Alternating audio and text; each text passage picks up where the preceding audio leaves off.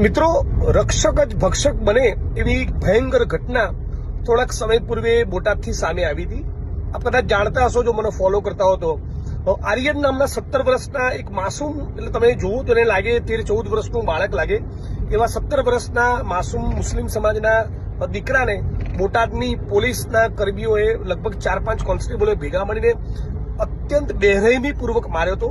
એણે ઝાયડસ હોસ્પિટલમાં જીવન મરણ વચ્ચે ઝોલા ખાધા, માંડ એનું જીવન બચ્યું. આ ઘટનામાં ખૂબ લડીને ખૂબ પ્રયત્નો કર્યા બાદ બોટાદ પોલીસને ફરજ પડી હતી. બોટાદ પોલીસે માનવતાનું અભિગમ દાખવીને કે કાયદાનું કામ કરવું જોઈએ એ રીતે નહીં, જખ મરાઈને એફઆઈઆર કરેલી અને એમાંથી એક જ આરોપીની ધરપકડ કરી છે. અને 3 પોલીસ કર્મીઓ, એ બોટાદ પોલીસનું કેવું છે અમારા હાથમાં નથી આવતા. એટલે ઇન્વેસ્ટિગેટિંગ ઓફિસર, બોટાદ જિલ્લા પોલીસ વડા, ગુજરાતની પોલીસ માટે બહુ કલંકરૂપ અને શરમજનક ઘટના કહેવાય.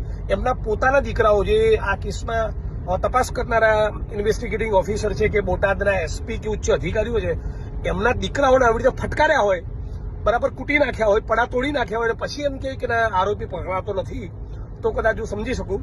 તો આ મુદ્દે હું બોટાદ આવી રહ્યો છું અને આવતીકાલે 11:30 વાગે બોટાદ પોલીસની ઉઘરાણી કરવા જવાનું છે કે તમે જવાબ આપો કે બાકીના 3 આરોપી પોલીસ કોન્સ્ટેબલોની ધરપકડ ક્યારે.